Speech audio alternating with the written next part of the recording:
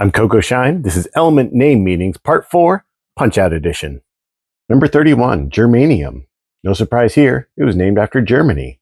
The guy who discovered it, his first choice for a name was Neptunium, but Neptunium was taken, but not by the Neptunium we have now. It's complicated. Here's my drawing of von Kaiser. Number 32, arsenic. This name comes from a Greek word meaning potent or manly. They knew very well how deadly arsenic could be. They looked at it and said, this is the ideal male form. This is what peak performance looks like. This is my drawing of Super Macho Man. Number 33, selenium. This one's named after the moon. So sometimes when they were naming elements, they would get on a kick and name a bunch of elements in similar ways. And at the time, they were really into naming elements after celestial bodies. And with this one, they said, well, it's kind of similar to the one we named after the Earth, and we haven't done the moon yet, so let's do the moon. This is my drawing of Mr. Sandman. Number 34, bromine. This name comes from a Greek word meaning stench or odor.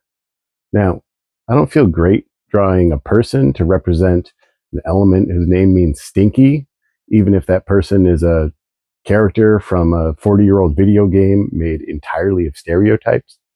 But the character's name is Bald Bull. And in the game, he acts like a bull. So I'm going to make the assumption that he smells like a bull as well. So bromine means stinky. It's also my nickname in college.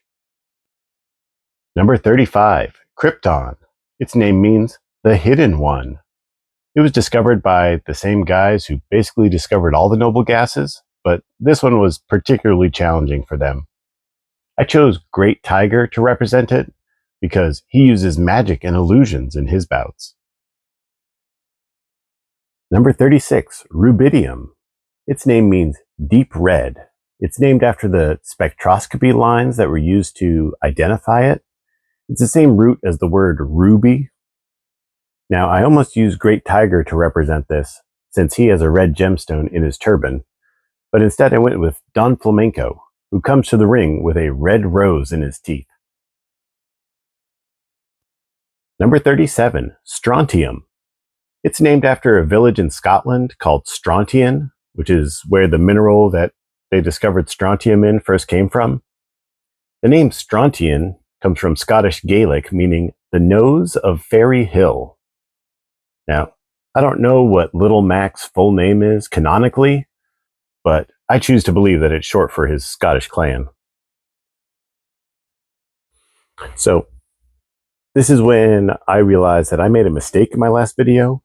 I totally skipped over copper. I guess I was just really excited to talk about Le Coq de Bois-Baudran. So, before we go on, I need to make some corrections. Number 29, copper. Its name means from Cyprus. So copper is a metal that humans have known about and used forever, but it became really important in the Bronze Age. So to make bronze, you need copper and tin. And geologically, those are never found in the same place. So having one of those metals to trade is like a superpower. And it just so happened the island of Cyprus had excellent quality copper. But you could always try your luck with Iye Nasir. Okay, let's run through this because all my numbers are off by one. Number 29 is copper, which means from Cyprus. 30 is zinc, which means jagged. 31 is gallium, which probably means France. 32, germanium, is Germany. 33 is arsenic, which means manly. 34, selenium, means the moon. 35, bromine, means stinky. 36, krypton, means the hidden one. 37, rubidium, means deep red. And 38 is strontium, which means the nose of Fairy Hill. All right, back to Punch-Out. Number 39, yttrium. It's named after a village in Sweden called Ytterby, which means outer village. The soil in Ytterby is insanely rich in rare elements. So you're going to hear its name a lot, even though there's fewer than 4,000 people that live there today. To represent it, I chose the biggest outsider in Punch-Out, which is King Hippo. Number 40, zirconium. Its name comes from an old Persian word meaning gold-like. To represent this, I chose Iron Mike himself, Mike Tyson. Number 41, because counting is hard, niobium. This element is named after Niobe in Greek mythology. Now, the myth of Niobe is a tragic tale of hubris that involves a lot of dead children. But the reason they picked Niobe is because this element is similar to tantalum, and Tantalus is the father of Niobe in myth. So to represent this, I picked a monument to hubris himself, Glass Joe. Subscribe so you can be the first to catch my next mistake.